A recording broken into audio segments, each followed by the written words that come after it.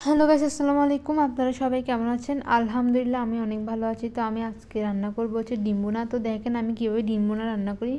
তো আমি এবার হচ্ছে ডিম ভুনা কীভাবে রান্না করি সেটা আপনার সাথে একটু শেয়ার করলাম। তো প্রথমে আমি চুলায় একটা হাঁড়ি বসিয়ে দিছি। এবার হচ্ছে হাঁড়িটা গরম হওয়ার সাথে সাথে পরিমাণ মতো তেল দিয়ে দিছি। তো দেখতেছেন আমি এখানে পরিমাণ মতো তেল দিয়ে দিছি। তেল যখন একটু সামান্য গরম হয়ে আসবে তারপর আমি দিয়ে দিব, দেখেন, 2-3টা লঙ্কা দিয়ে দিছি, 2-3টা দারচিনি, 2টা তেজপাতা দিয়ে দিছি, 2-3টা তেজপাতা কুচি দিয়ে দিছি। এবার হচ্ছে আমি দিয়ে দিব হচ্ছে কি পেঁয়াজ রসুন বাটা একসাথে। এবার হচ্ছে আমি এগুলো দেওয়ার পর আমি ভালোভাবে নেড়েচেড়ে মিশ্রণ করে নিচ্ছি। এবার চুলা আঁচটা বড় করে রাখছি যাতে এগুলো ভালোভাবে কষানো হয়ে আসে সেজন্য। তো এবার ভালোভাবে নেড়েচেড়ে মিশ্রণ করে নেওয়ার পর তো দেখেন আমি এখানে স্বাদ মতো 1 টেবিল চামচ লবণ দিয়ে দিব। তারপর দিয়ে দিব হচ্ছে 1/2 টেবিল চামচ, 1 টেবিল চামচ দিয়ে দিব হচ্ছে আদা রসুন বাটা, 1 টেবিল চামচ আদা রসুন বাটা দেওয়ার পর আমি আবারও ভালোভাবে নেড়েচেড়ে নিচ্ছি। এগুলো পেঁয়াজের সাথে ভালোভাবে নেড়েচেড়ে মিশ্রণ করে নিচ্ছি। তো দেখতেছেন একদম ভালোভাবে নেড়েচেড়ে নিচ্ছি। চুলার আঁচটা আমি বড় করে রাখছি যাতে এগুলো ভালোভাবে কষানো হয়েছে। সেজন্য আমি কিছুক্ষণ সময় ধরে মশলাগুলো ভালোভাবে কষানো হয়ে ফেলবে, সেজন্য আমি এখানে 1 টেবিল চামচ লবণ দিলাম। এবার লবণ দেওয়ার পর আমি আবার ভালোভাবে নেড়েচেড়ে নিচ্ছি। এবার তো আমি দিয়ে দেবো সবগুলো মশলা। তো আমি আপনাদেরকে বলতেছি যে আমি এখানে কী কী মশলা ইউজ করছি। আমি এখানে মশলা বলতে 1 টেবিল চামচ হলদি গুঁড়ো, 2 টেবিল চামচ মরিচের গুঁড়ো, 1 টেবিল চামচ ধনিয়ার গুঁড়ো, 1 টেবিল চামচ জিরার গুঁড়া।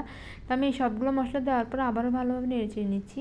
তারপর আমি সামান্য পানি দিয়ে দিচ্ছি যাতে মশলাগুলো পুড়ে না যায় আর মশলার ঘানটা যাতে চলে যায়, সেজন্য সামান্য পরিমাণ পানি দিয়ে দিচ্ছি। পানি দেওয়ার পর এবার ভালোভাবে নেড়েচেড়ে নিচ্ছি। নেড়েচেড়ে নেওয়ার পর এবার আমি কিছুক্ষণ সময় ধরে মশলাগুলো ভালোভাবে কষিয়ে নিব, সেজন্য আমি চুলা আঁচটা বড় করেছি যাতে মশলাগুলো ভালোভাবে কষানো হয়ে আসে। তো এবার আমি মশলাগুলো কষিয়ে নিব। তো আপনারা দেখতে থাকেন যে আমি মশলাগুলো কষিয়ে নিচ্ছি। এবার হচ্ছে আমি কিছুক্ষণ পর আপনাদের দেখাবো মশলাগুলো কষানো হয়ে আসলে। তো আপনারা কিন্তু অবশ্যই কমেন্ট করতে ভুলবেন না কার কার এরকম ডিম ভুনা পছন্দ। আমার কিন্তু বেশ পছন্দ, তাই আমি বানিয়ে নিলাম, আবার আপনার সাথে একটু শেয়ার করলাম রান্নাটা। তো অবশ্যই কমেন্ট করতে ভুলবেন না, আর পুরো ভিডিও দেখতে থাকবেন যে কেমন হয়েছে রান্নাটা, অবশ্যই কমেন্ট করে জানাবেন। তো আমি এবার ডিম ভুনা রেসিপিটা বানাচ্ছি, তো দেখতে থাকেন পুরো ভিডিওটা। এবার হচ্ছে আমি মশলাগুলো দেখতেছেন ভালোভাবে কষানো হয়ে আসছে। তো এখানে হচ্ছে ডিমগুলো আমি আগে থেকে ভালোভাবে সিদ্ধ করে নিছি। তো সিদ্ধ করে নিয়ে তারপর ডিমগুলো ছিলে দিয়েছি। ছিলে তারপর হচ্ছে একটা ফ্রাই প্যানে তেল দিয়ে সামান্য আমি ভেজে নিয়েছি। হালকা ভেজে নেওয়ার পর তারপর আমি ডিমগুলো এখানে ঢেলে দিয়েছি মশলার মধ্যে। ঢেলে দেওয়ার পর তারপর হচ্ছে আমি ভালোভাবে কিছুক্ষণ সময় ধরে এগুলো নেড়ে চেড়ে নিচ্ছি। এবার হচ্ছে ভালোভাবে নেড়ে চেড়ে নেওয়ার পর কিছুক্ষণ পর আমি হচ্ছে ধনিয়া পাতা কুচি দিয়ে দিব ডিমের মধ্যে।